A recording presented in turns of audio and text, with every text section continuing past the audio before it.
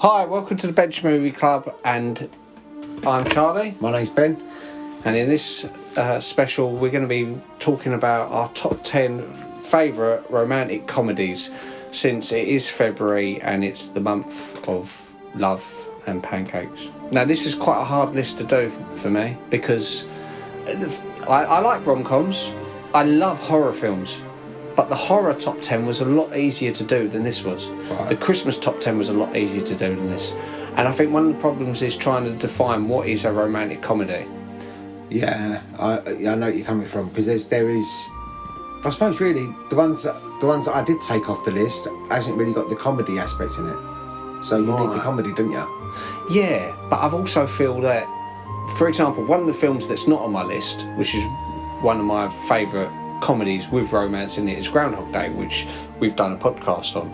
And I really love Groundhog Day, but I was thinking the aspect of... Is that a rom-com? Well, it's a comedy, and it's a romance, yeah. But I think the aspect of him being in this loop distracts from that. Yeah. You know, you could think of so many other films where, not that this was ever going to be on this, but say Dodgeball, for example. Vince Vaughn, Ben Stiller, and they're in this competition for dodgeballs, and they're both vying for the affection of Christine Taylor. So she's the main actress, and her and Vince Vaughn sort of get together in the end. So you think, oh, is that a romantic comedy? But no, I think that's more of a comedy about dodgeball. Yeah. And Groundhog Day, I think, is more of a comedy about Phil Connors being stuck in his time loop. So for me, it has to be... It is quite hard. The main aspect has to be romance. It has to be like something to do with love, or being in relationships. Right. And secondly, it has to be a comedy. Right. So bearing that in mind, I've done a top 10 list which changes every single day because it's so hard to do this list. Yeah, mine actually changed, I think, 3 times actually coming up to this in the last few days. It's changed, and I've changed massively with where I've put the films, because they do change daily, and I think, I don't know, is that going to go above that, or is that going to be added to the list? And it's quite hard to do, really, because it will change tomorrow. Like, by the time this comes out, I'll be sitting there going, oh no, I've done that wrong. I whittled it down to 12 films. And one of the films I took off, as I said, was Groundhog Day. For that reason, I thought it doesn't quite fit like a romantic comedy for me. Sort of like how I didn't put Jaws on my top 10 horror. Because even though there's horror aspects, it's something about it. It doesn't really feel like a horror film to me. It more feels like a... And also, I suppose, on the same respect, the comedy doesn't have to be like sort of little slapstick kind of comedy. No, it could just make you smile. It could just make you smile. It's that kind of thing. So, okay, well, I think I've got the idea of romantic comedy then. We'll take it in turns. Who's the last one to go first? I don't mind. I think I went first. So you go first. What's your number 10? Right, my number 10 is The Sure Thing. Okay. Because that's a film that I have loved since probably when I was a teenager. Or younger. No, actually, no, I would have been a teenager. Probably. And we done a podcast on that as well. We done a podcast on The Sure Thing. Yeah, it was just... I just think it's just underestimated. I think it's appreciated by the people that know the film, but it's just got a nice feel to it. It just goes in all different directions. I like the fact that it's like the road trip part of it. Yeah, they're so not like suited, but then as this road trip develops and all these problems and obstacles happen all over the place, then all of a sudden, it's like you start seeing the love start growing. It's like she's going off to see a posh boyfriend.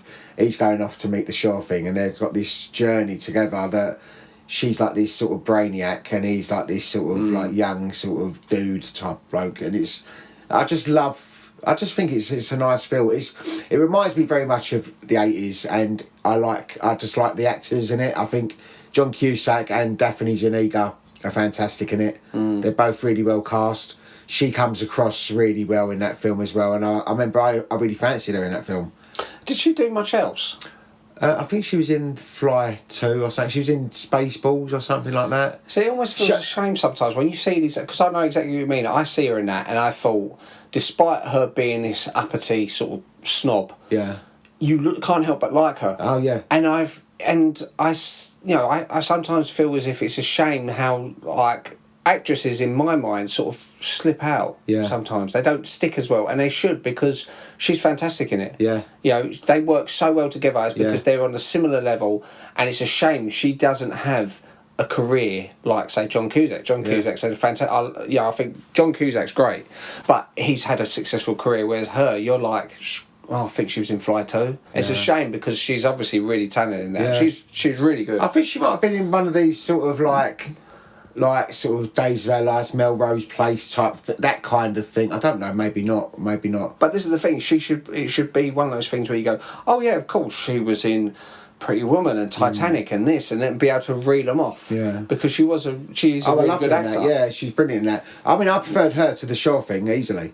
Oh, 100%. The Shaw thing was that Nicolette Sheridan. Before you even got to know them, on a physical level, she's more attractive for me. Yeah. That Nicholas Sheridan, nothing against her, she's just not my type. She's too sort of like an ironing board. Yeah. You know, it's like there was nothing tall, to her. like tall, skinny, blonde. Yeah, but in the 80s, that was the look. That was the look, yeah.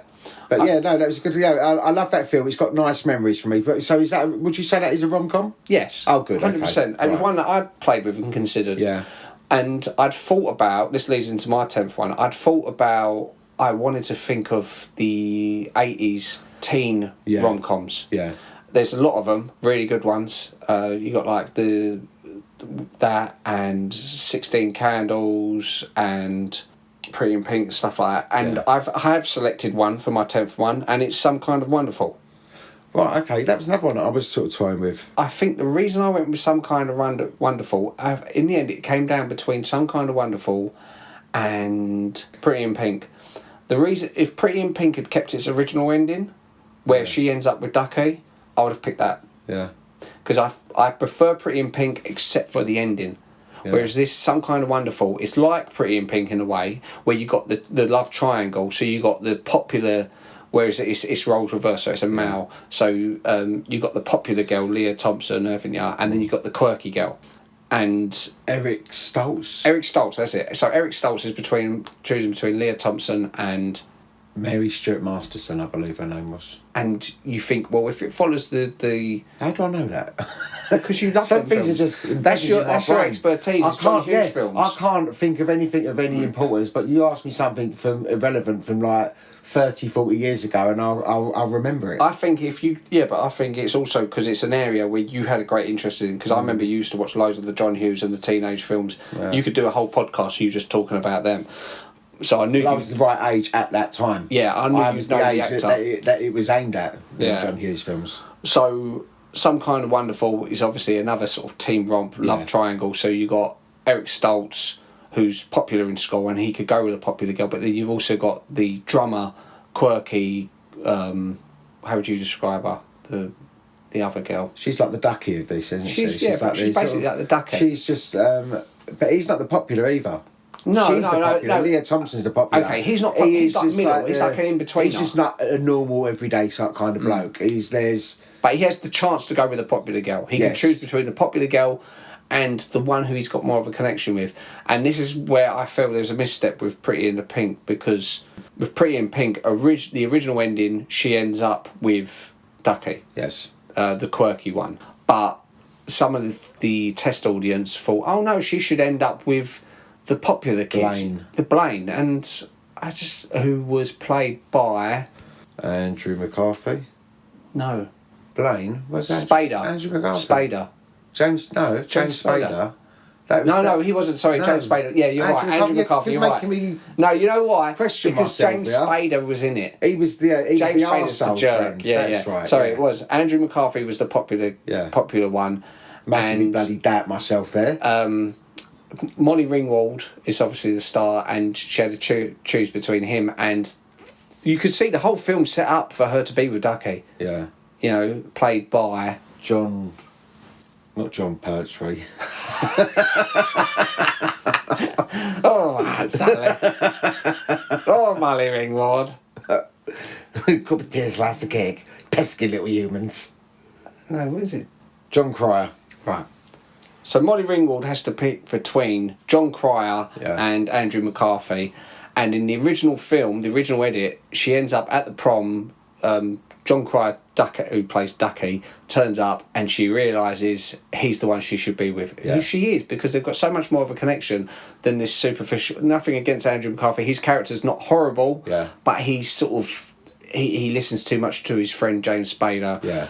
Whereas John Hughes, then they do test audience and people say, no, she should end up with a traditionally good-looking one, the popular one, because then she wins, which is a terrible attitude towards everything, so superficial. Whereas I think Some Kind of Wonderful adjust that. Yeah. They realise, no, you should have stuck to your guns and had him end up with a person he should have been with. So it's funny as well, because Some Kind of Wonderful is probably the least known out of all of his teen films. Really? John Hughes. Yeah, I'd say Some Kind of Wonderful is probably one of the most least known that I can think of. Possibly, yeah. It's towards the end. Yeah, it's towards the very end of his rom-coms, his teen sort of coms. Because it was about this time that he'd fallen out with Molly Ringwald and Anthony Michael Hall, who were his regular go-tos, wasn't it? Okay. And then he changed the whole sort of direction he was going. Didn't he start doing things like Uncle Buck? And things like that, and with John Planes, Candy, Trains and Automobiles. He started concentrating on John Candy, and John Candy died. Then he started doing like Home Alones and stuff like that. Well, John Candy's in Home Alone. Oh, okay, we spoke that before then, I don't know. Okay, so my 9th film is Coming to America, directed by John Landis. Is that a rom-com? Yeah. See, I know you're not big on Coming to America, you never really caught it the first time around. Directed by John Landis, it's very similar humour to Trading Places.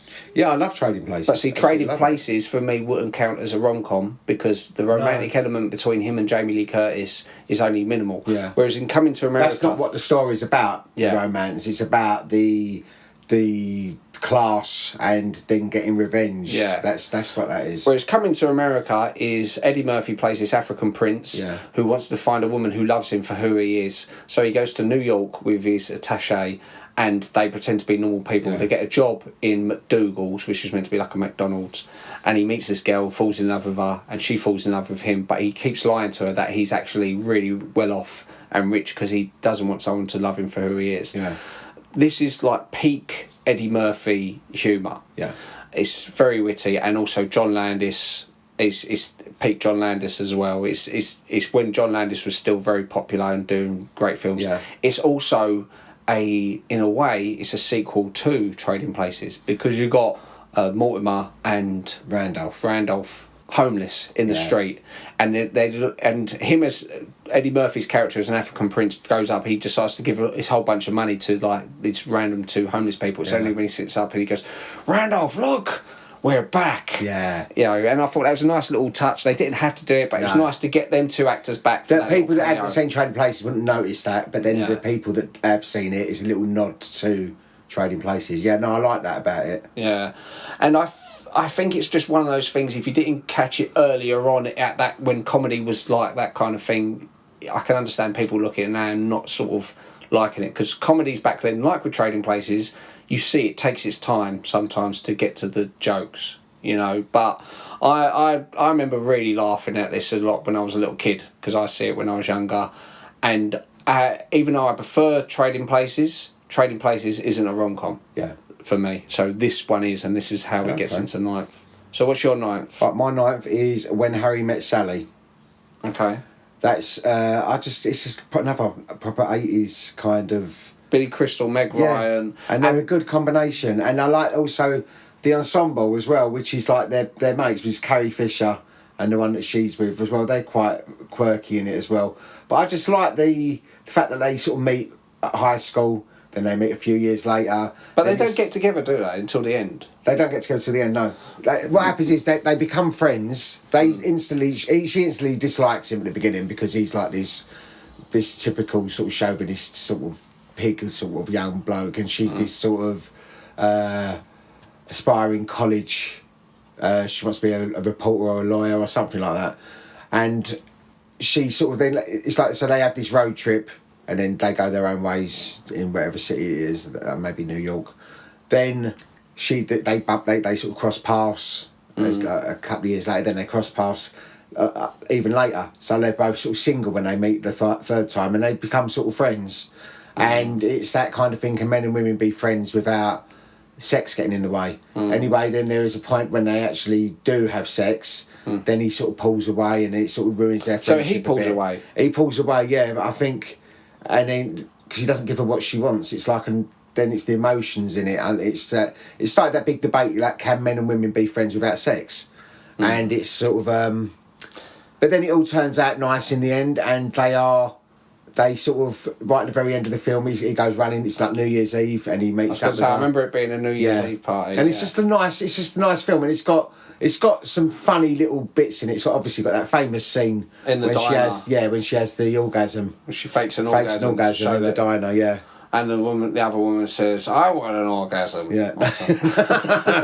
And she goes, "I'll have what she's having." Oh yeah, I'll have what she's having. Yeah. But no, it's a good film. It's a nice feel good film, and it's like you forget how good it is until you watch it again. Was this before or after Inner Space? Do you remember? It's after Inner Space. This is her when she was starting to. I think this then made her a household name. Yeah. You'd know her name from this. You didn't know her name from Inner Space. Yeah. You knew her name after this, and then she started doing the rom-coms with Tom Hanks, like Sleepless in Seattle, You've Got Mail, all that kind of stuff. Then she started pulling herself up and become like America's sweetheart. And arguably Billy Crystal as well, because even though I'd seen him he'd been in loads of things. Yeah, he was in Soap. He was famous for a sitcom called Soap. And I think he had a puppet, a ventriloquist puppet in that. Yeah, I think he was in Princess Bride, Spinal Tap. The guy who directed, Rob Reiner, who of course directed, what was your 10th one? Sure Thing. Sure Thing.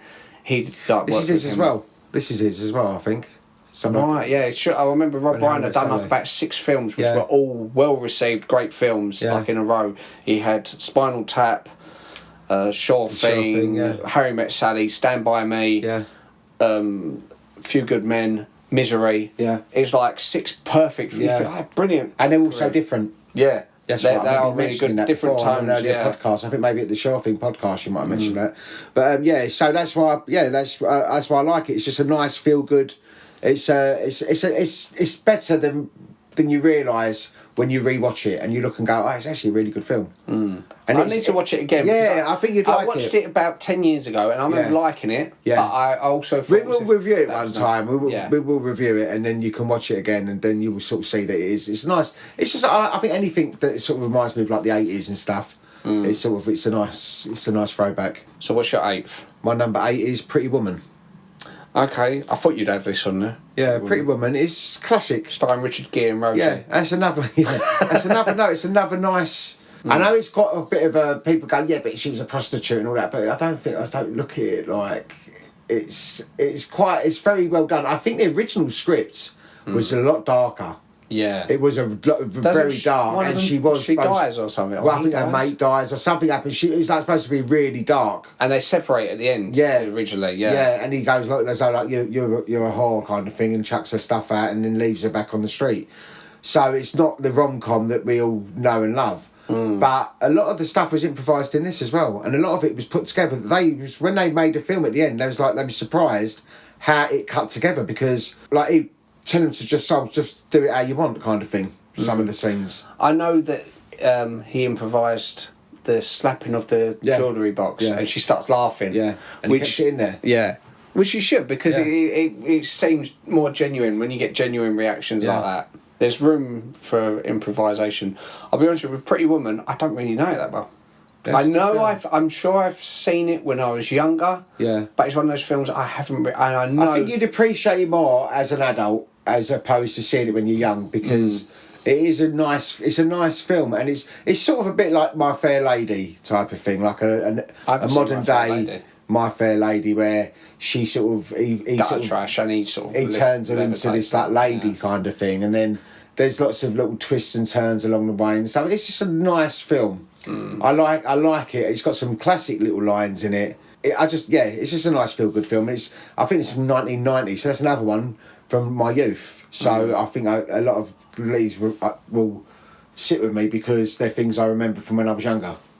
So I think when I was a kid, I was a very boyish kid. Like I never, I used to look like a little tramp dragged off the street. Yeah. I had rough hair. I was out playing bulldog all the time, and if I was going to watch a film, it had to be Arnold Schwarzenegger in it or something like that. Turtles. Yeah, and there was certain films which you, as a boy, would just go, Dirty Dancing, that's a girls' film. Yeah. Pretty Woman, that's a girls' film. Yeah. You know, so I would just automatically dismiss it anyway. Yeah. It's only as an adult, but there's that I would think actually I would watch that because I know maybe when you was with Caroline, maybe then you started watching things that you never might not have watched because when you're with a wife, then you might sit there watching stuff. Yeah, no, that's true. It's like there's many TV shows we'd sit there and watch together, and you become more accepted. Yeah. But I found even without Caroline's influence, I became more open-minded later in my teens. Yeah. But there was, like, you used to have a huge VHS collection. Yeah. Do you remember? You'd have it like, it was like how you'd envision like a library, but it was all like VHS cassettes. Yeah. I used to go through all your films systematically, especially the ones, because I know you said about the ones you taped, but you also had like proper copies, and I remember going through, and some films I'd watch and I just wasn't sort of ready for them. I wouldn't appreciate, like The Accused. I remember watching The Accused and thinking, yeah, it's a bit dark and bit heavy for a youngster to watch The Accused. but I don't remember Pretty Woman, a proper copy, or even one of the taped ones. But yeah, I definitely would have bought that when it came out, so that would have been up there. Because I remember when that came out, it was in Woolworths, and I was down the Roman. And I remember going to Woolworths and I bought a copy of it, and I think it's $11.99. And I remember when it's like it had the big sort of cardboard cutout in the window, like Pretty Woman. It was a big thing at the time. Right, well, I'll definitely check that out again. So that was your 8th one. Yeah. So my 8th is As Good as It Gets, starring Jack Nicholson, Helen Hunt, and Greg Kinnear. That's another one that I think I've seen, but I wouldn't have thought that it's like a rom-com. Oh, it definitely is. So, is it a comedy? Yeah. It's quite deep. No. So I'm thinking of the one who goes, "You can handle the truth." A Few Good Men. No. Yeah. Why am I thinking that? I thought because it starts with an A. As good as it gets, right. Where Jack Nicholson, I think he won an Oscar for this actually. Right. He plays like an obsessive compulsive, so he's constantly washing his hands, switching lights on and off, and he's really rude to people. It's quite funny. He's got Greg Kinnear as his gay neighbour, who's got a little dog, and he puts the dog down the chute. Seen it. And is it like Diane Keaton or something like that? No, Helen Hunt. Helen Hunt, right. I think Diane, he done another film years later, which is, I can't remember what it's called, but he done another film, similar sort of themed. Right. But I really liked As Good as It Gets. I think it came out about 98. I remember actually seeing this in the cinema with Adam, and it's weird that we see this film. I think we just gone to the cinema and went, what film should we see? And I was a big fan of Jack Nicholson when I was a kid, and I went, As Good as It Gets, watch that. And otherwise I would not have seen the film because I was not into rom-coms at the time. But he's this obsessive compulsive, and Helen Hunt, who's this waitress, sort of takes a shine to him a little bit, but he's so rude. He can't help but be rude to people. He can't, and you can see he's sort of fighting it, and it's about him overcoming his, like there's a famous line in it when the compliment that he gives her is, "You make me want to be a better person." Yeah. Which, saying it on its own doesn't mean much, but watching the whole film up to that point, you think that's actually a really big compliment. Really powerful thing to sort of say to someone. And it's weird seeing Jack Nicholson in a rom-com. Yeah. But it works. It totally works for it. And the supporting cast, Greg Kinnear's really good in it as his neighbour, who's an artist, and he's painting. There's Skeet Ulrich, who was in the Scream film. He was the lead in the Scream film. He's painting him, and he ends up getting robbed by him and battered. Yeah, I have seen it. Yeah. I have seen it. It's vague. It's sitting there in my head. I do remember it. Yeah, but it was one of those films. It sort of finds. He's horrible to the neighbour first of all, but then he's quite nice to the neighbour, and he's sort of quite sympathetic towards him when he's attacked and he's robbed and stuff. Yeah, he's instinctively horrible to everyone. Yeah. Like, so when he goes to the diner, he brings his own cutlery. He won't use the. Yeah, I've seen it. If a waitress comes up and it's not Helen Hunt, I'd like to watch it again actually because I think I think you'd appreciate more the second time. I would appreciate it, yeah. That was my 8th one. So my 7th film is 4 Weddings and a Funeral. Okay. Yeah. Okay, that's a good film. Yeah. I like Richard Curtis films, and I love this sort of British humour. It's a British romantic comedy. There's a series of films that came out particularly strongly in the 90s, and I remember watching this on a boat to Jersey. Like when I was a kid, we got on the boat and Mum was like, we can watch Ace Ventura on the way back. So we watched 4 Weddings and a Funeral, and it was like the first time I sort of enjoyed. Mum absolutely loved this, didn't she? It was a film. She see it, I think, on the aeroplane, but then she didn't realise at the very beginning they're going, fuck. She goes, they don't say that on the plane. It was like, bugger. Really? Bugger, yeah. So she was like, when she first watched it, like normally, she was surprised at all the fucks at the very beginning of the film. with him and Charlotte Coleman. Yeah, and it was one of those films where it was one of the first times that I was watching one of what I'd call Mum's films. Yeah. You know, one of the films Mum wanted to watch that I actually really enjoyed it. And it's the first, I think it was his first film as well, Hugh Grant's. It wasn't his first, but it was the film that made him a household name. Yeah. After that, he got loads of films. Yeah. I remember going and watched 9 months in the cinema just with Scott. And he always plays that character, but he's good at that character. But I think he was great at that character, but I actually think he was better at the snidey character he does, like in Bridget Jones. Andy McDowell, is fine, but loads of people slag her off because of, like, they think, he shouldn't have ended up with her. Yeah. Should have ended up with, who's the other one?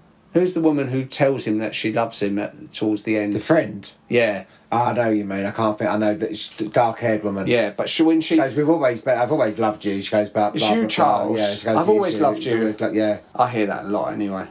It's you, Charles. No, it is. No, I agree with you there. It's got the right amount of romance and humour, and there's so many stories going on in it. It's not busy. It ain't busy like Love Actually. Yes, Love Actually is too much. It's too busy. Where this, it's just you see these people each wedding, and then they've maybe got a few more kids on there suddenly, and you've got time to start to care about the characters as well. And what I like as well was the title pretty much tells you the premise of the film. There's 4 weddings and there's a funeral. Yeah. By the time you get to the part where, obviously this is spoiler alert for 4 weddings, by the time you get to the part where that man dies, has a heart attack, it catches you off guard. You think, oh God. Because you've forgotten about the funeral part of it. So this is the funeral. Weddings. You thought it might just be they turn up some random person's funeral and go, sorry, bumbling along. Yeah. But that's a really poignant part, especially when he does the speech. John Hannah does that speech. Reaches what's it? Stop all the clocks. Yeah, muffle give the dog a bone and stuff like that. And that's a beautiful, very powerful poem. Mum actually had the soundtrack on cassette. And it had that on it. It had that on it. It had John Hannah reading out with the music playing in the background. It's really beautiful. I met John Hannah once when I was on the gate line. Yeah, he asked to use the toilet. He had his son with him. And I didn't realise it was John Hannah till after he'd gone. Oh. And I was like... But as long as you was polite to him. I was polite to him, and then when he come back through, and he was really polite. And he's like, this is when he was doing around about the time when he was doing Spartacus. He's really good. The whole ensemble in this is really good. Brilliant. I mean, I loved her, his flatmate, Charlotte Coleman. I loved her, Scarlett.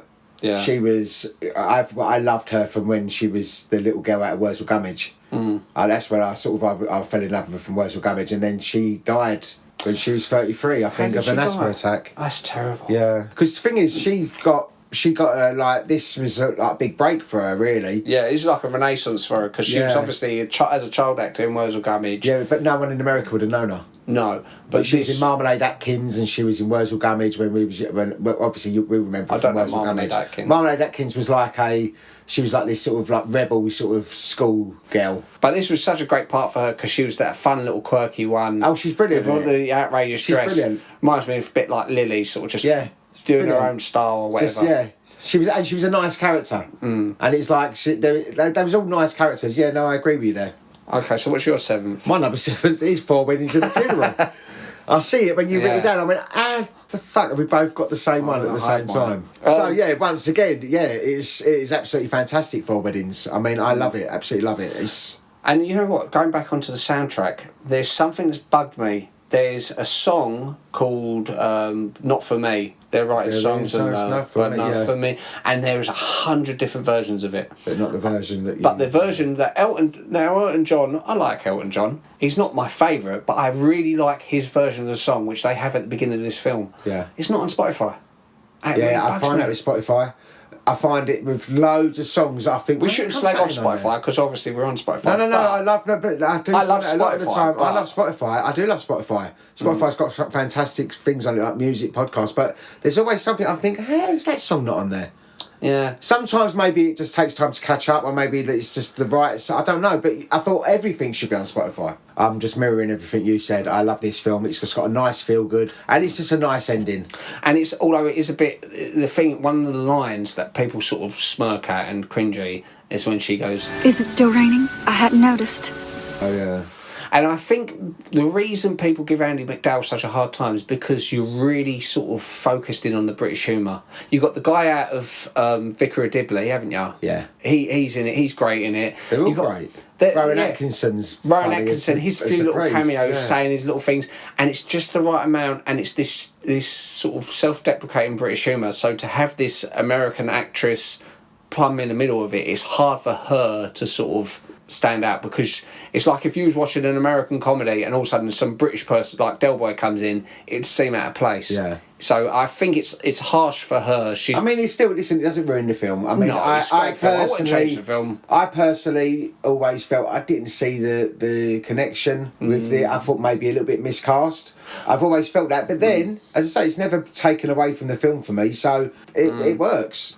So what's your sixth? My number 6 is Sleepless in Seattle. It's another film that reminds me of being younger, and I just like it's just a really easy watch, and it's just like nice. It's sort of love. It's sort of got that kind of like, if it's meant to be, it will happen type of feel to it, and I just like that romance part of it. I think that's really nice. I'm a bit of a sucker for romance, really, at the end of the day, I think. And I like that kind of... I look at that kind of love in a film and think, oh, hopefully one day. You know, like it gives you hope. Gives you hope that will happen to you. Yeah. And Tom Hanks and Meg Ryan at the time were sort of... That was their perfect rom-com era. Perfect casting. Just before he started doing sort of more Academy sort of serious roles. He's great as a comedy actor, so things like Big and Splash and stuff like that. And he's one of those people that it's a cliche, but it's blokes think he's friendly enough, but he's not attractive enough that you find him threatening. Yeah. But you think, actually, I don't feel threatened by this guy. Yeah. He's a great guy, and she was like great at the time. Yeah. She was sort of lovable, quirky. That kind of like American sweetheart, like that apple pie sort of. And I like in how they don't stick her with an arsehole. They stick her with Bill Pullman, who's a really nice guy to her, and loads of the supporting cast. You've got Niles in it as well, haven't you? Niles plays her brother. Yes. Just before Frasier, which again is set in Seattle. Yeah. But I found I really enjoyed Sleepless in Seattle. I enjoy Sleepless in Seattle, but the thing I enjoyed more than it is the soundtrack. I really love this. Oh, it's got a fantastic soundtrack. Yeah, I think the film's and that's good. Mum, when we was younger, Mum used to play it in the car all the time. Yeah, and I remember listening to it on the plane to America because she had it on cassette. On a lot of our music choices, obviously, do stem from adults in our lives, so that we've grown up with. But it's a very easy listening / jazz inspired album. So you've got like Harry Connick Jr. and Carly Simon on there. Carly Simon, and they're all really nice. They're really well worded songs. I love songs with good lyrics. Yeah. And Nat King Cole, and it's probably where so many good memories from it. Listening to that song, listening to the album, falling asleep on the plane and stuff. Yeah. But for me, it's one of the few times where a soundtrack is better than the film for me. Yeah. I like the film. I think I would never pick it personally, say, to do a podcast. It wouldn't be on my list. But the soundtrack, I absolutely love. I've even got the soundtrack saved on my Spotify because every so often, when I just want to sort of feel relaxed, and I just want to listen to some really nice songs, I just think, that's really good. Yeah, well, that's what I like. Yeah, I did like Sleepless in Seattle, and as I say, it's still a nice. It's got a nice ending. And it's just a nice feel-good film. Yeah, so this is the other thing. I nearly said they've got great chemistry in it, but they don't actually only meet at the end. At the very end of the film. Yeah. Yeah. Which is really good because you don't really think... Because obviously... If it's meant to be, it's meant to be. I believe that if it's meant to be, if it's going to happen, it's going to happen. Because I think they've done 3 films together. There was one which is called Jo versus Volcano, which is nothing to do with a rom-com as far as I remember. In fact, I don't think I've ever seen it. But it's not like this. But then there was this... And on the back of this, because they work so well, romantic comedy, they done You've Got Mail. Yeah, which is actually a remake of an old film. But an old black and white film, But that was really good as well. You've Got Mail, they were good in that. I haven't seen You've Got Mail. Oh, well, that's another one to maybe watch. Yeah, and for some reason it didn't appeal to me. I think I enjoyed Sleepless in Seattle enough. Yeah. But even recently, I was watching, there's a series, Ted Lasso. Okay. Which me and Mum really got into. Really, really feel good thing. You'd really enjoy it. Okay. And there's a bit where he gets all the team to sit down. They all watch You've Got Mail, and Ted Lasso sort of goes, "By the way, Sleepless in Seattle's much better." and to someone, we know. Yeah. And I think, well, I don't need to watch this because I've seen Sleepless in Seattle, but I will give it a chance one day. It is a good film. It's a good film. Right, so that was your... My number 6. Okay, my number 6 is a film called High Fidelity. Oh, I didn't think you'd seen it, but it's John Cusack. Okay. It was around about 2000. John Cusack works in a record store, and with Jack, it's one of Jack Black's earliest roles as well. Jack Black works in the store with him. He's only got a small part, and he's talking about, he keeps doing top 10 lists, and the film is him going through his top 10 breakups. So he's talking about his top 10 breakups, and it's sort of like focusing on one girl that he loves, but he actually loves, like he sort of realises that this other girl's the one for him. Right. But if you like John Cusack films, it's very similar to I like the Sure Thing. I don't Sure know Thing, films Say Anything. He does that rom-com thing really well. Okay. You know, I think you'd really enjoy it because again, it's one of those films. It's not nasty. What year was it? It's around about 2000. Okay. And he works in this record store with these two other employees who sort of drive him mad with their obsession over music. If you like music, it's a good film as well. And his ex-girlfriend, who he's just recently split up with, she's now dating her neighbour upstairs, who's played by Tim Robbins, who he calls John Cusack's worked with a number of times. Yeah. But Tim Robbins really funny in it because he's only got a small part, but he's sort of like this sort of like hippie, sort of like, hey, you know, she really loves me, man. And there's this like great scene where he fantasises about beating him up with his employees, and it keeps cutting back to him like not beating him up. But yeah, I've never heard of it. It's a really good film. Okay, well, good. Yeah, it was one of those films which I didn't sort of get into straight away, and it really launched. For it to be quite high up in your list, it must be a good film. It really launched Jack Black's career as well, because Jack Black had done like a number of small things. He'd been in Mars Attacks, and there's like an episode of X-Files, a few things. But when it got to this film, he really sort of stands out. He's a bit of a jerk. And you think, and there's this, it builds up to like this little concert where John Cusack's discovered this little band, and he's going, I'm going to promote you at this concert, and Jack Black goes, oh, you got to let me play there, and he thinks, you're the last person I want to play there, and he sort of strong arms him into doing it. But it's a really nice, it's one of those, it's what I like about it, it's one of those films that when you finish watching it, you've got a smile on your face, it's a nice film. I like that. There's no nasty. That's a rom-com. Yeah, there's no nastiness. Obviously, it's got the ups and downs and of the typical rom-coms. Yeah, I wanted to put a John Cusack film on here because he's done quite a lot of rom-coms, like you said, Sure Thing, and I'd considered Sure Thing. I just thought we from the Sure Thing, which is weird. Well, obviously that one we done 1408, we done in that. Yeah. But Sure Thing is the only thing I really know him from. That I've actually sort of watched him in. Okay, so my number 5 is A Fish Called Wanda. Oh, cool, yeah. Yeah. Which... No, I forgot all about that one. And I love that film. Yeah, I love Fish Called Wanda, and I see Fish Called Wanda as like a precursor for Four Weddings. Because it's that. It's that sort of British sensibility rom-com. Okay, there's a lot of... Like, we need more films like that. Yeah. And Trading Places type. We need that and Four Weddings. We need more sort of them kind of films, you know, like the Britishy sort of... I love it. But it's done well, it's done fantastic. Yeah, I think this was written by John Cleese, wasn't it? It was really his pop project, and he got Michael Palin in it, who's great. As all of them are. Yeah, it's the main four, Kevin Kline. Brilliant. And Jamie Lee Curtis, it's the first film, well no, Trading Places, you can see that sort of... But this also showed her acting abilities, you know, timing and... I don't think he would have considered her for this if it weren't for Trading Places. Yeah, because she was a screen queen, wasn't she? Yeah, but this was... I remember even as a kid watching it and laughing at the... It's so well balanced between the four of them, with Michael Palin... Trying to kill the dogs. And you... This, for me... Kevin Kline was vile in it, wasn't he? He was brilliant. He was so funny, he was so likeable. Yeah. Kevin Kline, again, after this, you'd have thought he's going to be the comedy actor for the next... I think he was even nominated for this. Yeah. He might have won the Academy Award Best Supporting Actor. Brilliant.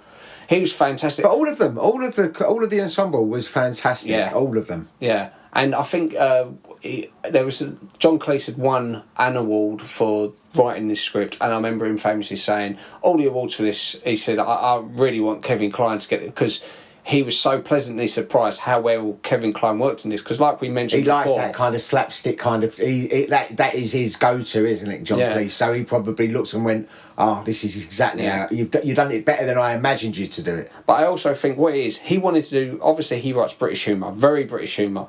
He's got Michael Palin in there, who I think for me is the most talented actor of the Four of them. of the Monty Python crew. Right. If you look at all the Monty Python actors, they're all great actors, but I think Michael Palin's got the most versatility. He's a really fantastic actor, and I think John Cleese knows that, and he thought, well, I'm going to have Michael Palin in it to get the American funding.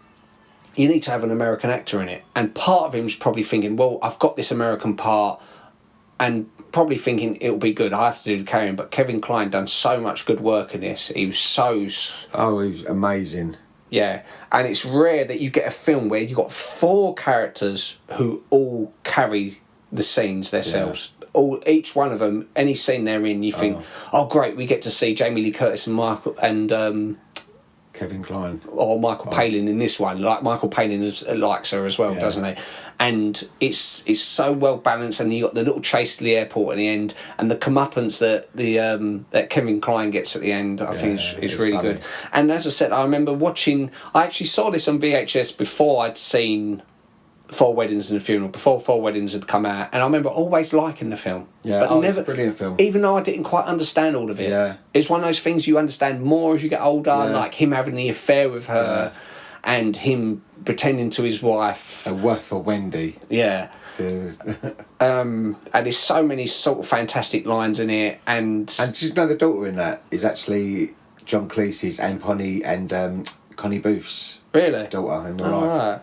Right. It's Portia, that's it. Portia, that little posh one. She's actually her mum and dad from 40 Towers. Yeah, and it's just so almost every single scene in it, I think, is funny on its own. Yeah, you could watch any scene in it, and and the dynamic changes so much. Like some scenes where it's got like say Kevin Kline dangling him out the window at Butler's Wharf. Yeah. And you think, oh god, so he's got the upper hand. But then it swaps about so much. That was a brilliant film. Yeah, really good. Yeah, I forgot that. I don't know, because that definitely would have been in my top 10. Yeah, and like I said, when I watched 4 Weddings afterwards, I thought I'd put this in the same category as Fish Called Wonder. It's that British humour. It's slightly adult humour. It's good, but not too much that you couldn't show it to kids. No, they wouldn't catch loads of it. Yeah. And it's like a good feel good ending to it.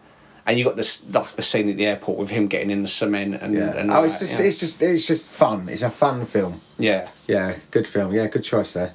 Okay, so what's your 5th? My number 5 is Music and Lyrics. I've never seen it.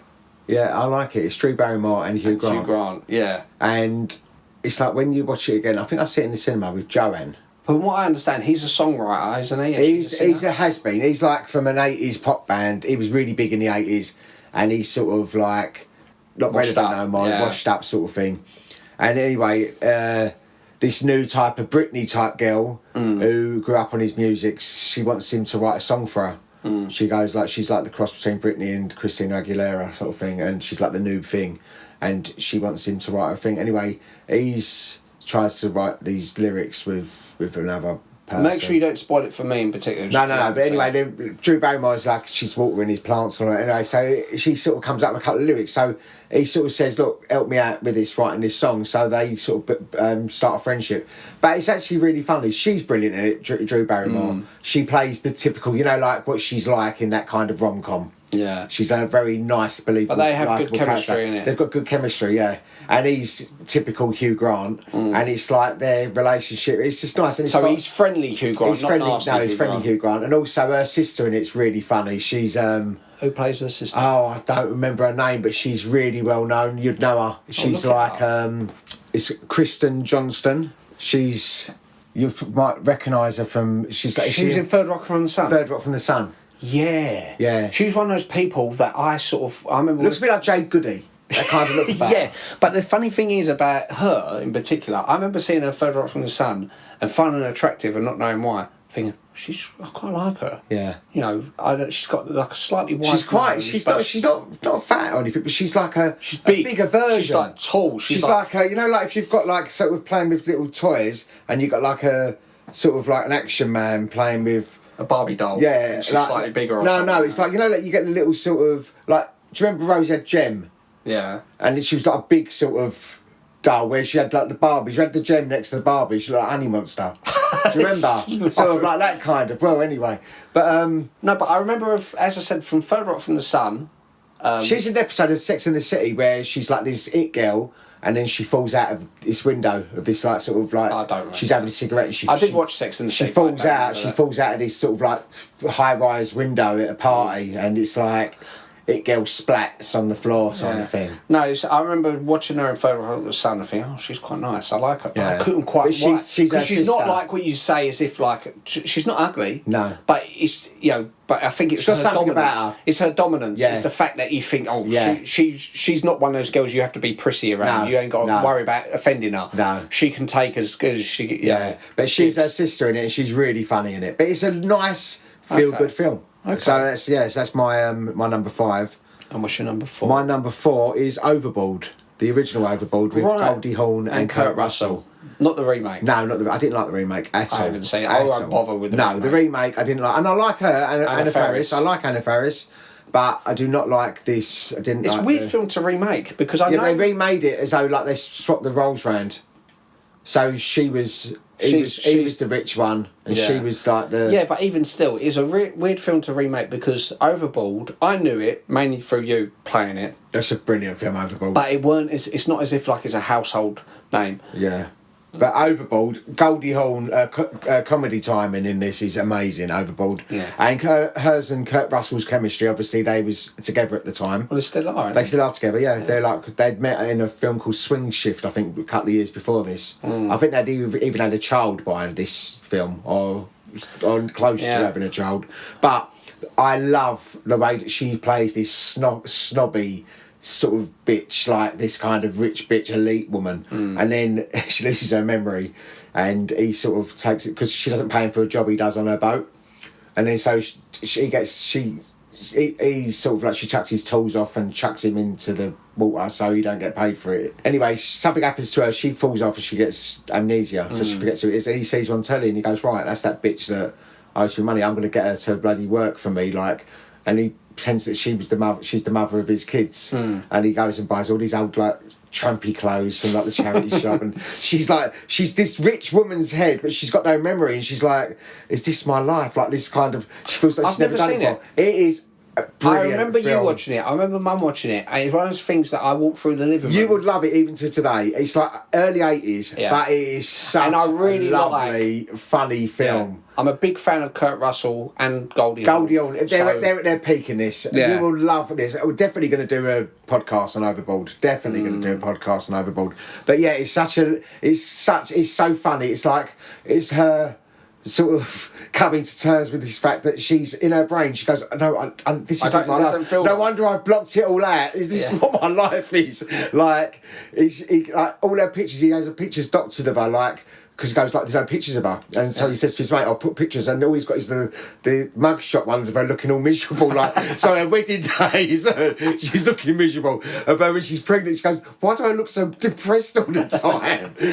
But it's a really, really funny film. It sounds really funny. Oh, you'd love it, Chow. It's like, even to today, I mean, it's definitely one of my faves. I think the ones you've suggested that I haven't seen, that's definitely give it one of those ones watch. I think I will get round to watching it. Yeah, it's a lovely. You know what? It's just a really funny, good, nice film, and great performances. I like that. The fact that they are really together in it, and it must be nice. I remember seeing an interview recently. They said, they actually sat down and watched it together recently of themselves in this film like 40 years ago.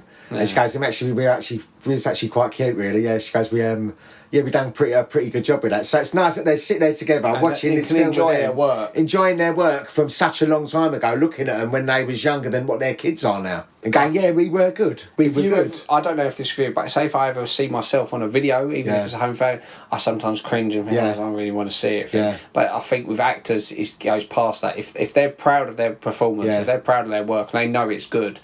It's one of those films, I don't know how well it's received. We'll find out in the podcast. I'm sure it must be well received. But the thing is, again, it's not one of those things that loads of people mention. Yeah. So I think it's one of those films that's all goes under But the everyone radar. that's seen it loves it. What year did it come out? Oh, it's I'd say about 80... It's the late 80s, isn't it? No, early 80s. I'd say about 83, 84. Really? I thought it was late 80s. 86, mate. I don't know. Mid 80s, I'd say. I don't think it's late 80s. I think it's mid. Because you had loads of like comedies. I remember loads of. The thing is, she was then really big after this. I think this is over. There was Private Benjamin. Yeah. Then there was this. Right. That she was known for. Then you got all House the. Sitter. Then you got House Sitter, and then you got Death Becomes Her, and you got all that kind of stuff came after. And that was like the 90s. And Bird on a Wire she done with Mel Gibson. She was then suddenly in lots of stuff. Because her comedy in Overboard was so spot on. Also in Private Benjamin she was good. But this, Overboard, she was just so funny in it. And she really, like she hits the nail on the head every single line, you know. So yeah, really recommend that one. So my number 4, which I don't want to talk too much about because we're about to do a podcast. We're going to do a podcast in it. The Apartment. Directed by Billy Wilder, starring Jack Lemmon. Yep. Which was, I wanted to do a more older, I wanted to stick an older one in there. Yeah. You know, and there's loads of great old sort of romantic comedies, Philadelphia Story, Some Like It Hot, stuff like that. But for me, The Apartment, what I like so much about it is it's a simple premise. You know, him handing out his key to various people just to sort of get a promotion. I think it was the last ever winner of the best film that was in black and white, all the way up until The Artist, which came out in 2011. Yeah. Which was more of like, it was black and white for the sake of being black and white. Yeah. This was the last black and white film. And watching it always makes me think it really sort of captures that time. Yeah. And that's what I love about black and white films. I love the innocence of a black and white film. Yeah. And I know it obviously wasn't all innocent like that because it's a film, but it's just people just seem to have more respect for themselves, let alone each other back then. I always know when I was watching, it's like I rewatched this the other day and watched Breakfast at Tiffany's, which is similar time. Yeah. You notice how well dressed everyone is. Yeah. And how the manners. Even the poor people was well dressed. Yeah, but people going to parties. Yeah. Like for example, like at Breakfast at Tiffany's when she throws a party and everyone turns up well dressed. Yeah. You think it's just a house party. Yeah. People are dressed as if they're going to the opera. Yeah. And they've turned up to this house party. Yeah. And you know, you harken back. You think it's like when I go to work now, you don't have to wear a tie. But I like wearing a tie. Yeah. I It like. makes you feel better. I feel more respectful. yeah, I feel exactly. I look smart. Yeah. And You feel more authoritative, I suppose, when you're dressed smart. yeah, and you just feel like you're presenting the best version of yourself. Yeah. And But also yeah. your company that you're working for, you're doing it. You know, your best version of them as well. Yeah, and I think Billy Wilder is a fantastic director, has made some fantastic films, and Jack Lemmon, who is, you know, slowly becoming one of my favourite old-time actors. Oh, he's fantastic. I love him in... Have you seen Some Like It Hot? I haven't actually seen some of them. Oh, it's one of the best Him comedies. and Tony Curtis, isn't Yeah, it? and Marilyn Monroe. Absolutely fantastic. He is such a good actor. Such Marilyn a good actor. Monroe, actually, when she spoke to Billy Wilder at a party after The Apartment, she said, I would have killed to play that part. The main woman. of the girl in the elevator. Yeah. You know, because he also because Billy Wilder had the ump a bit with Marilyn Monroe because of the way her demands and her lateness and stuff like that from Some Like It Hot, that he made the character. He made that character like Marilyn Monroe that the bloke gets hold of. You know, she talks all wistfully like Marilyn Monroe. I haven't seen it. The Apartment. Oh, The Apartment. Oh, yes. Yeah. Yeah, there's the scene where he goes, I've got this girl. She's like Marilyn Monroe. Yeah. Oh, what's going on? Yeah, she's like really sort of really Jennifer like, Tilly. Yeah. That's like a little stab at Marilyn Monroe. But obviously they must have then got on after that because then she spoke to him at a party and said, I would have loved to have played that role. Yeah. But then she was dead about a year after that anyway, so... But yeah, I as I said, I don't want to talk too much about it because we No, exactly. want to do a podcast on it. One, But I really enjoy that film, and it's I think in the end it's a good feel-good one. Yep. So my number 3 is There's Something About Mary. Oh, another good one. Which... Another one I forgot about, really. Yeah, see, Something About Mary, done by the Farley brothers. So they've done Dumb and Dumber, Yeah. which I thought I've never seen Dumb and Dumber. Dumb and Dumber was really funny. I've heard about for it. its time. It's Has he Jim got Carrey. the same haircut as the girl out of Whatever Happens to Baby Jane? Yeah, exactly. Jim Carrey, it was at the time when Jim Carrey really exploded. It's Jim Carrey and Jeff Daniels. I love Jeff Daniels, a great actor. I really like him, especially in Arachnophobia. But I always, even back then, I thought it's a shame they didn't cast Rick Mao in that part. Because I think Jim Carrey and Rick Mao would have worked so well because Jim Carrey's got so much energy, especially at that time. And Rick Mel is the only person on earth I thought would have had. Do they know about Rick Mel in America though? Yeah, Drop Dead Fred. Oh, of course, yeah. So there is. They do know. They're aware of him. No. Oh, that's not.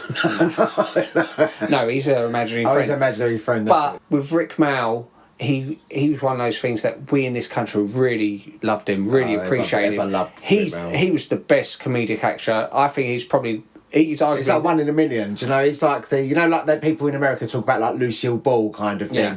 Like or even Jim Carrey. Or, yeah. When people hire Jim Carrey, they hold Jim Carrey in a high esteem because of like his flamboyance and how his bravery doing anything.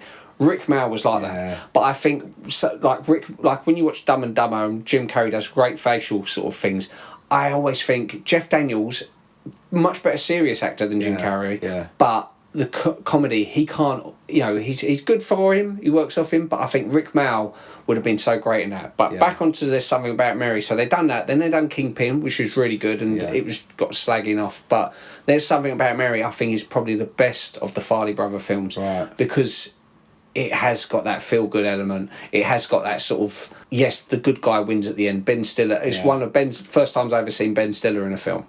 Was in this. And it's got such a great cast. It's got that Chris Elliott from Schitt's Creek plays Ben Stiller's best friend, or his supposed friend in it, although really he's trying to get with Mary. Matt Dillon's fantastic in it, because Matt Dillon was really big in the 80s and he sort of disappeared. Yeah, 80s and 90s. Like a heartthrob, Matt Dillon. But this was the first time I see Matt Dillon do comedy, and he's so good in this as this snidey sort of detective. Like he's listening to her and he goes, "Oh, she loves dentistry," so he turns out with all this like really smiley teeth. I have to give it. I ain't seen it for such a long time. I've forgotten the film. It's got Lee Evans in it, which is one of his few times when he was sort of half breaking Hollywood. He's good in it as her sort of like her friend, who turns out the whole time he's faking this British accent just to get close to her. Cameron Diaz is good in it. You got Keith David. Was this her first? Oh, it was no. Mask. Mask was her first. This was the first one after The Mask that I thought, oh, actually, yeah, she's still relevant. She's great in this. She's going to be big. Yeah, like you got the opening bit where he shows when he's a teenager and he asks her to the prom, and you think she's believable as the girl who everyone wants. Everyone wants to be with her because she's so friendly. But it also stays on the right amount of gross out humour, because the Farley brothers after this, they started going really doubling down with their gross out humour. I think, let's go really like disgusting things, and I think that's not necessary. This does the right amount of sort of things you think, like when catching himself in his zip. And the bit where Chris Elliott, again, Schitt's Creek, says to him, well, you've got to sort of pleasure yourself before you go on a date, otherwise all you're going to be thinking about is sex. And he's got the famous bit where he's got the stuff hanging from his and she wipes it in her hair. And so it's got great laugh out loud moments, but I think the thing that sells it for me the most is that it's got a good heart, and that at the end you think you're happy for him, he does the right thing in the end. And it's also got a really good soundtrack, which the Farley brothers often pick like really good music for their films. No, it's really good. So it's one of those films which I quote a lot. I remember when from what I remember of it, I know I liked it when I watched it. I just haven't seen it for such a long time. So that was my third. So what's your third? Right, my third is Bridesmaids. Okay. Which we recently reviewed, Bridesmaids. I just think it's a nice feel-good film. I think it's really well cast. There's some really funny bits in it. It's an original story. I just like it. I like a film that makes you sort of smile at the end of it, And it's got so many funny scenes in it. And I think the lead actress, that Kristen Wiig, is so good at comedy. She's perfect at like every little bit that she blows everything out the park. But it's not just her. The whole ensemble is fantastic, and it's just really well cast, really well written, and I love it. Absolutely love it. Yeah, I think, as we've touched upon in the podcast, I feel people focus so much on Melissa McCarthy, being it's a sort of breakthrough role, that they often forget what a great job Kristen Wiig does in it. Just like the bit where she's driving past trying to get his attention. I'm drinking. Oh, topless now. What was the thing she said before the drinking thing? I can't remember what it was there, but I remember every time she was doing something funny, and her facial expressions, everything about her, She really knows She looks how to do fun. comedy. She looks fun. She looks like the kind of person you can imagine in real life is actually probably genuinely a funny person. She doesn't take herself too seriously. And also the one who plays Helen, she's good in it. You know, like the posh friend. Rose Byrne. Yeah, Rose Byrne. That's her name, Helen, because I couldn't think of her name before. But the one who plays Helen, she's really funny. Yeah. And she plays that kind of snobby kind of... They're just so well cast. And she her Rose Byrne, she plays that person where she's trying to be part of the team. Yeah. And she's going, hi, she sort of sticks her face in. And you can see every single time, but that Kristen's face just drops when she just does something new. She's like when she looks at like the engagement party and there's like the 3 puppies and like this homemade lemonade and everything is, she wants to hate everything but she can't because it's perfect, and she sort of just starts getting jealous. But it's a really good film. It's like really good film. She's annoyed, but it's like she can't find the words to say this is out of order. Yeah. She's just thinking she's really peeing me off. Yeah. But it's a really a nice feel good film, and it's like when you watch it, it's whenever I've seen it on, I've sat and I've watched it, and it's like I don't sit there. Yeah, I don't sit and go, I'll turn this off, because you forget exactly how good it is. Yeah, it's great. Like when she takes the drugs, whatever it is, on the plane and mixes it with the scotch. And she just sort of comes over and she makes fun of colonial woman under rich. when Helen's there, she's going, oh, Helen, blah blah blah. Onto her face, and it's like she don't realise. I just think it's funny. Yeah, it's a really funny film. Yeah, I like that one. Yeah, Bridesmaids do like that one. So what's your number 2? Right, my number 2 is The Wedding Singer. Oh, brilliant. Because I think this is just such a lovely, another proper, makes me really smile from the inside at the end. Yeah. You know, and I love it because it's like a throwback to the 80s, and there's lots of this was only like in the 90s, wasn't it? Yeah, so I think this came out about 98, so it's only like about 12 years after when it's set. Yeah, but it shows how different. You couldn't do that now, because if they'd done it now, it'd be, hey, this is a singer from 2010. You go, and what's different? Yeah. Phones are slightly different. It shows how different the decades was back then. Yeah. We actually sort of like things... I think everything is just basically being morphed into one now. Yeah. If you think from since the millennium to like now, 2024, what stands out from this millennium, basically? Whereas if you look at our last millennium, it was like we had the 90s, the 80s, the 70s, the 60s, the 50s, 30s, 40s. It was like everything was different. Yeah, I think it was more so the latter half from like between 1950 and the year 2000. Those 5 decades was creative peak for humans. It was so many different things happening. Yeah. You know, progressive rock and disco. So why hasn't it continued then? Because it just gets numbed. Because I think we've got less now. I think there's less talent now. I think there's less... I think people are mass produced. I think people are just selling themselves a lot as well now. Well, like I was in a restaurant the other day, and they was playing an Ed Sheeran song, and the next song that came on, I thought, is this him again? Oh no, it's someone else who sounds like him. Yeah. They're going for the same thing. Yeah. Going for the guitar and I was looking at some Mars bars in the shop, so people go, oh, I can relate to that. Yeah. It's no imagination. No. Everything's being sort of... But I don't think that's really sad. Like visually as well, what is there to... Like for example, I have my fancy dress parties, don't I? Like 80s, 90s or 70s, 60s. You know what party is. You know that's you're coming as that decade. What could you do now? I think the problem is the people behind it, the studios and the producers, and they look and they think, that made money, we want more of that. Yeah. We want more of that. And if someone comes to them with a truly original idea, they'll go, well, it's okay, but can you stick this person in the part? Or can you change this? Can you make it a happy ending? Can you do this? No one's... Because if you're brave, if you're doing something that's totally new, the people with the money aren't brave enough to put the invest. No. They don't think this... They just go, well, what is it like? What is it the same to? Yeah, but it's all about money. It is sad. But you know what? We've just got to be grateful that we actually grew up in a time when there was a lot of talent and there was a lot of creativity and people was able to express themselves rather than being angry all the time. All the expression is nowadays is anger, and we've got to apologise for this, and you should be ashamed of this, and you've just misgendered, and you've just done... It's, look, stop now, stop. So anyway, apart from that, this film... Wedding Singer. Wedding Singer. No, I love The Wedding Singer because Drew Barrymore is so perfect as that sort of sweet, innocent kind of character that she plays in this. Yeah. She does that so well. This is her at her best. Naive. She's sort of like... she takes everyone's like, oh, But she's we're so all deserve sweet to in have it. fun, yeah. She is so sweet. And he's actually really good at, because Adam Sandler, sometimes he pushes it too high with the shouty man or the idiot. Whereas in this, he plays the everyman just about right. Because the fact that he was jilted so badly at the altar justifies him. They've got such good chemistry together, and they remind me basically sort of almost like the new like Tom Hanks and Meg Ryan. Because they've done a couple of films together as well. They've done 50 First Dates and they've done Blended. So they've done a little trilogy of movies. But they've got such good chemistry. Even like his mate and her cousin, that Christine Taylor, they all add to the characters as well. All the small characters. Everybody in this film is fantastic. As I said in our podcast, I'm a big fan of Glenn. Yeah. Not as in like, oh, I think he was right, but I just think he's such a great sort of character from an actor who you don't see in that much stuff. So highly recommended. That's my number 2, Wedding Singer. Well, my number 2 is Crazy Stupid Love. Okay, I've never seen that either. No.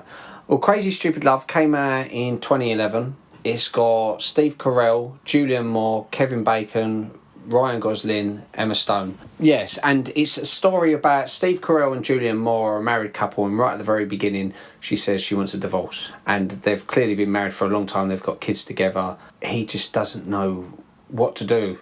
He's sort of like really he's side blinded him because he didn't expect her. Yeah. He thought there was just like a happy couple in there, because sort of in their rut, he just wears his sort of trainers and stuff. Which happens a lot, I suppose. Yeah, which happens a lot. But she's had a one-night stand with Kevin Bacon, who is at her work, one of her work colleagues. And she confesses and she goes, I'm really sorry, but I'm not happy. And they split up, and he spends his evenings in a bar moaning, like just whining about it, going, oh, this Kevin Lindhagen, who's Kevin Bacon... Lindhagen, who's Kevin Bacon's character, he stole my wife, and Ryan Gosling's like this tomcat. He's sort of like in the bars chatting up ladies every night, and he looks at Steve Carell and he hears him every night and he feels sorry for him, so he takes him and he says, I'm going to change you. It's a little bit like My Fair Lady. He goes, I'm going to make your wife rue the day that she left you. And she turns Steve Carell from this sort of soapy, like this moppy bloke, into a bit of a ladies' man. Yeah. He sort of goes, look, all you got to do, get new shirts, you got nice hair, we change this, and he teaches him how to chat to women. Right. And it's got Marissa Tomei does a fantastic cameo in it. She's got a really great part in it. But it's I know we keep saying this, but it's one of those films that just makes me feel so good inside, and I really like the characters in it. There's no nasty characters. I'm going to watch this later. Yeah, she sort of appeals. I've never, I don't think I've even heard of it. No, even the Kevin Bacon character, who's quite a small character in it, you know, he's not deliberately trying to split up this marriage, but he obviously likes Julianne Moore and he's just trying to get her attention, and her kids in it aren't annoying. You know, you like the kids, you think, oh, okay, I can believe that. And she's got the babysitter who's obsessing with Steve Carell. She's got a crush on him. Yeah. And it's just the balance in it just seems so right for me. So you've got these different storylines. Then you've got Emma Stone's character, she's waiting for her boyfriend to propose. Yeah. Ryan Gosling cracks on at her at the bar and she's like, no, I'm not interested. She's always fantastic. I really like Emma Stone. Yeah. The chemistry between all the characters, for me, it's just perfect. It just works really well. And I like how it juggles the different storylines. Good. They don't step on each other's toes, and again, there's no nastiness in it. And it's just one of those things you think, and for me personally, it's one of those films that at 2011, again going back to, that's when I split up with my missus, I could relate to multiple characters in it. I could relate to Steve Carell having his world turned upside down, thinking he's married to this one woman and they're going to be together, but then I can relate to Ryan Gosling just sort of going to bars, just chatting to women and thinking, that's just having a bit of fun with women kind of thing. Yeah. And I think it's one of those films which it came out the same year as Drive, when Ryan Gosling done Drive, and because of that, loads of people just focused on Drive. Oh, he's really good in Drive, but it's where he's got it's not a smaller part, but he's part of an ensemble in this. You forget how good all these actors are, how good their characters are. So I'll give that a go. Really nice, easy watch. Yeah, you know. But and it's called Crazy Stupid Love. Crazy Stupid Love. Okay. And I highly rate it because I've stuck it at number 2. Although this list has gone up and down multiple times. Yeah, mine has. Any on this list could have even by the time this is released, I probably would have changed my mind in orders. I would have gone, why didn't I put Fish Called Wonder at number 1? Yeah. But so that was my number 2. So shall I say my number 1? Yeah, go on. Wedding Singer. Oh, okay. So that was on the same page there then. Yeah, which was literally came down to the wire. I thought, because I decided, I had my list. I had my 10 films, and before we started recording, I was thinking, what should I put at number 10? What should I put at number 9? It was literally about how I was feeling right now, and it came up between this and Crazy Stupid Love, and this edged it out because I've got so much sentimentality for Wedding Singer, and how I know no matter what kind of mood I'm in, if I just switch off my phone, forget everything, I put this film on, when it finishes, I feel really happy. And I think, like we said about previous things, you think, that could happen to me. Yeah. You know, it does happen. Yeah. And that sort of finding the right person who is perfect for it. We're all like hopeless romantics, really, at the end of the day. And I think we all just want to see so many rom-coms, and we look and go, it's possible. Yeah. You know, and it is possible. I know a lot of it is all film, and there's always, you don't see what happens after the titles have rolled. It's like, it gives you hope. I think if you believe in it, and I think there's so many people out there that do believe in it, that it can happen. Yeah, I think it's as you get older and you go through relationships, you become a bit more cynical. Yeah. But part of you still hopes, you have in your mind this person. Yeah. You think, I've not met him yet, Yeah. but I'm sure there's someone out there. I haven't met mine yet, I don't believe. This woman who's about 33, she's Texan with blonde hair. She's a bit crazy, a bit quirky, a bit like that Kristen Wiig, but like slightly shorter. This little pretty face, and wears like, anyway. I reckon she'd be someone fun. Oh, should be Imagine, like, I think you would have so much fun with someone with that kind of personality, because she would make you laugh. That's laughter is the most important thing in a relationship, and you would laugh all the time. Yeah, and you know you could take her, because you're so easy with her, you could take her and introduce her to your family, go to parties, and you wouldn't have to worry. You wouldn't think, I've got to go check in on her. She'd find her own way. She'd be chatting to someone and go, peeing herself. She'd be sitting laughing. there going, you've left me sitting here on my own all night, blah, blah. You know, it wouldn't be but like at the that. same time, you trust them implicitly. You wouldn't. You think trust is an important thing as well in relationships. You know, she's not in this day and age with bloody apps and shit like that. But. Yeah, because I've got into relationships before. I think she's really good. She's really pretty. We get on really well, but I don't 100% trust her. No. She's given me no reason not to trust her. But something about it, something about being stung in the past. There's a reason. There's usually a reason for that. Yeah, if you think, I don't like how it's almost like people's body language, how they try to gravitate near someone else, and you think, why is she trying to instigate? Yeah. And a bit of it's your paranoia, but also a lot of it's sort of experience. A lot of it you notice where things in life you've seen these patterns before in people, so your eyes are open to it more. So it ain't about being cynical; it's about being more aware as you get older. But so at this moment in time, Wedding Singer is my number one romantic comedy. So and as I say, like the ensemble, which we forgot to mention on mine, was like Boy George. Amazing. Oh yeah, Alexis Arquette. How fantastic is he in it as well? Yeah, you know, and Steve Buscemi. Yeah, Steve just Buscemi. that small part as the way he falls off the stage as well. It's like so well. Or he falls off that wall, doesn't he? Yeah, he falls off the wall. You think, wow, that's for physical humour. That's so underrated, because he sort of steadies himself and then just sort of walks off. Really good. He's a great comedic actor. Yeah, all of them in it. All of them in it. As I say, that's the perfect film. Yeah, I agree with you there. 100% for your first choice. So what's your number one? Well, my first one is Notting Hill, because I like. It's another one. Yeah, another one. Notting Hill. I ain't seen that one either. No. It's lovely. It's another typical Hugh Grant film. It's where he falls in love with. She is like the equivalent of Julia Roberts. Yeah. She's like supposed to be like Julia Roberts. She's like a movie star, and she's in Notting Hill one time, and he sort of bumps into her, and he falls in love with her, but she's this big Hollywood movie star, and Rhys Ifans is his flatmate, isn't he? Yeah. Is fantastic, and also Emma Chambers from Vicar Dibley, you know, the one she died, didn't she, recently? Oh yeah. She died, and she was brilliant. I loved her in this. She was like quite quirky. Who is she in this then? She's Hugh Grant's sister, and she sits there and she goes, and follows her in the toilet. She goes, oh, she asked me to leave because I was sitting there. She was taking her trousers down. She asked me to leave. I was sort of like, I was so in awe. I thought we were going to be best friends, and you know, she's really good. But you know her from the Vicar of Dibley, how brilliant she is in that. But she's really good in this as well. It's a shame she didn't do more stuff like this, because she's got good comedy timing. This was written by Richard Curtis as well, wasn't it? I believe it was written by Richard Curtis. Because I'm sure I heard in an interview what inspired him to write this was he imagined what it'd be like, him as a relative unknown, if he met Madonna and could a high celebrity, someone highest profile celebrity you can think of, surely they want love as well. Surely they want. That's what I like about this film. It knocks down all the walls, and it's basically, it shows you no matter who you are, We're all human beings at the end of the day, and I like the humanity of part of that you might admire someone, as you say, like Madonna or bloody Michelle Pfeiffer or anyone from afar, and you look and deep down, we've all got our insecurities, we've all got our doubts, we've all got our fears, we've all got everything. So that's what I love about this film, is the fact that it's a different direction to go in with rom-com, because you don't usually see it from that person's point of view. It's like a normal person and a celebrity. Yeah. Like it is like someone meeting someone like Julia Roberts or that level, you know. And that's what I love about it, because it shows the trials and tribulations that go with that, but also I love it because it's so well written and it's got a nice feel to it. And another Britishy one, it's all filmed in like London, and I love that when they're filmed over here. No, I will check it out, Notting Hill. No, it's a fantastic. It's not film, been high on my priority list. No, but it's a really good film. I think if you watched it, you'd go, oh, it's a really nice film. Like with a couple of you've mentioned I'm going to watch, and I think a couple like Overboard you need to see. Yeah. And Notting Hill you need to see. Music and lyrics I'd say to go and see as well. Out of your list, I'd say the ones that I haven't seen that most interest me. Let me look at this.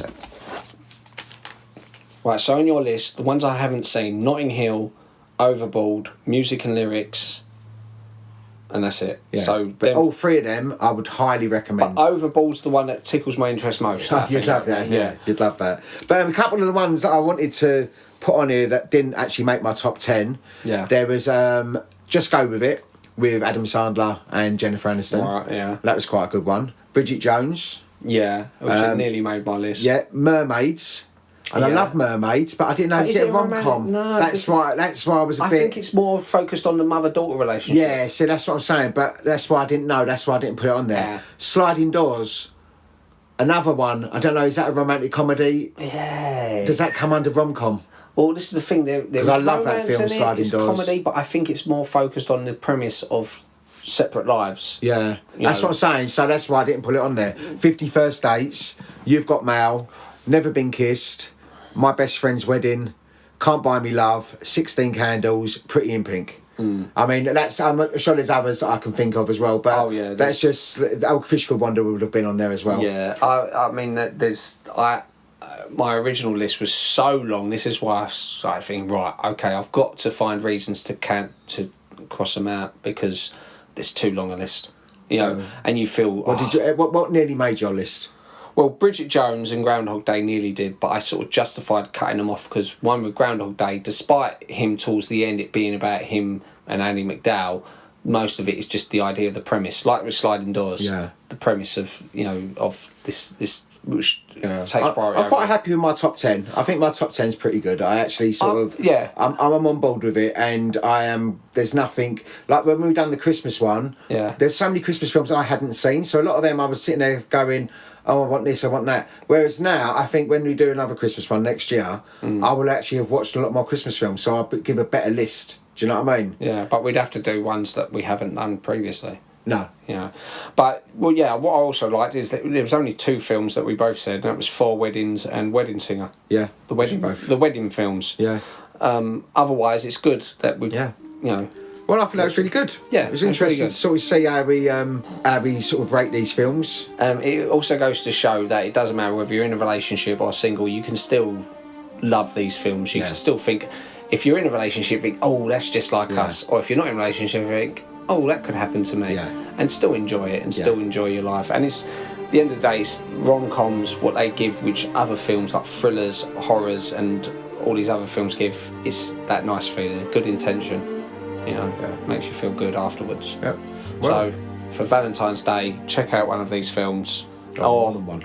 Or if you're listening to us on YouTube, please leave a comment. Say what films you would have put in the list. What obvious ones have we left out? Because I'm sure there are loads, and we'd kick ourselves afterwards. Yeah. But there's that. Yeah, we're also on Spotify and TikTok, and Instagram, and Facebook, and Venture Movie Club. We're all over the place. So find us and like and subscribe.